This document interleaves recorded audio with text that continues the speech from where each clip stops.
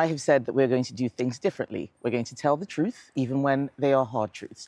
A lot of the things that have gone wrong over decades in the country are because politicians make promises without plans.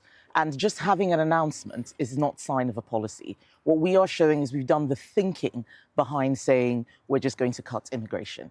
And the policy about changing the rules around getting citizenship and leave to remain is a sign that we have thought through and worked up a proper plan that will make a difference. Well, let's talk about that plan, because a lot of it is about the net benefit a migrant has to the economy. How will you measure how much migrants are benefiting the economy? And doesn't this just favour the rich? No, it doesn't. What we're trying to do is make sure that we don't create pull factors onto our welfare state. It's very good when we have people coming to our country, working hard and contributing. But if they need to have benefits, if they need social housing, then they're not net contributors to our economy. They are net recipients. And that makes everybody poorer because it means other people are having to work harder to pay for migrants' housing and benefits and so on. We need people coming to this country to be adding to our growth and productivity and to our society, not being net recipients of benefits. Have you been bounced into this announcement by the rise of reform, and how concerned are you by their popularity in the country at the moment? Well, I first talked about this plan in November. I made a speech a couple of weeks after being elected leader, and I said there would be more to come. We talked about having a hard cap on visas in law. That was the announcement in November. We've taken some time to look at this policy. And one of the things that is important is that Labour is bringing a bill next week about immigration that's actually going to take the country backwards. They're going to make it easier for illegal migrants to get citizenship. That's terrible. And we are the opposition now. The country's given us a job to hold the government to account.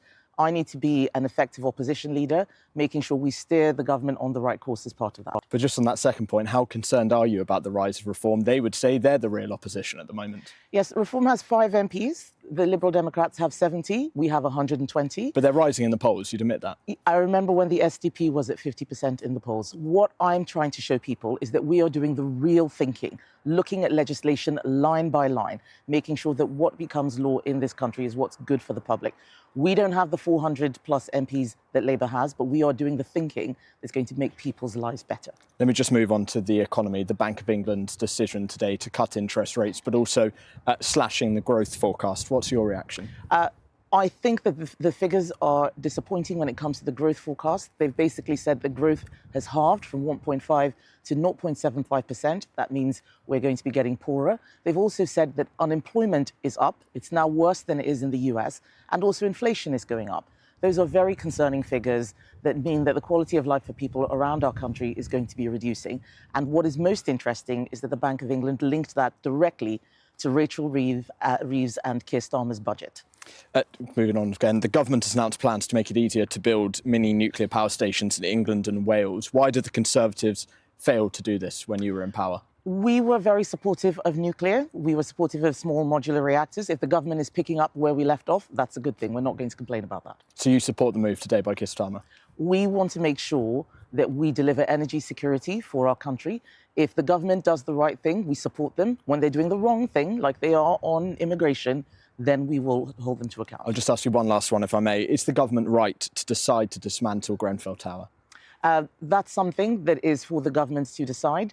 What I need to make sure is that when we are looking at migration, energy security, that we are doing what's right for the British public. But you don't have a position on Grenfell Tower specifically? I've said what I have to say on that. Thank you.